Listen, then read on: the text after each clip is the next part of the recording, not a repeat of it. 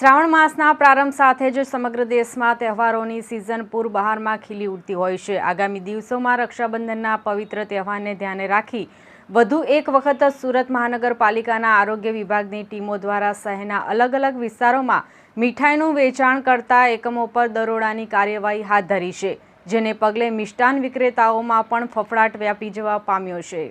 આજે બપોર સુધીમાં સુરતના સેન્ટ્રલ ઝોન અને રાંદેર સહિત અથવા ઝોનમાં આરોગ્ય વિભાગ ટીમ દ્વારા 11 એકમો પર સેમ્પલો લેવામાં આવ્યા છે। હાલમાં સુરતના વિવિધ વિસ્તારોમાં ફરાળી વાનગીઓનું વિતરણ કરતા એકમો પર આરોગ્ય વિભાગના દરોડા બાદ ગતરોજ માવાનું વેચાણ કરતા એકમો પર પણ આરોગ્ય વિભાગ દ્વારા દરોડાની કાર્યવાહી હાથ ધરવામાં આવી હતી।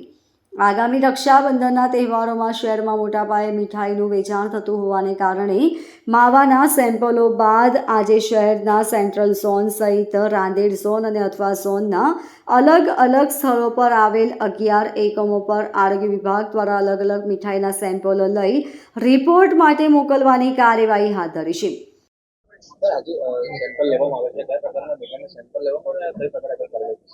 હું DD Thakor food safety officer Surat મહાનગરપાલિકા।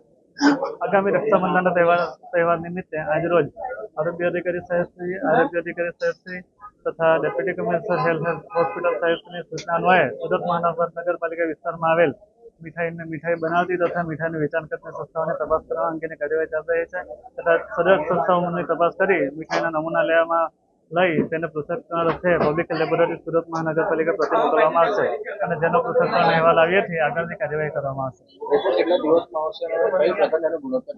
રિપોર્ટ જલ્દી મેળવી લેવામાં આવશે।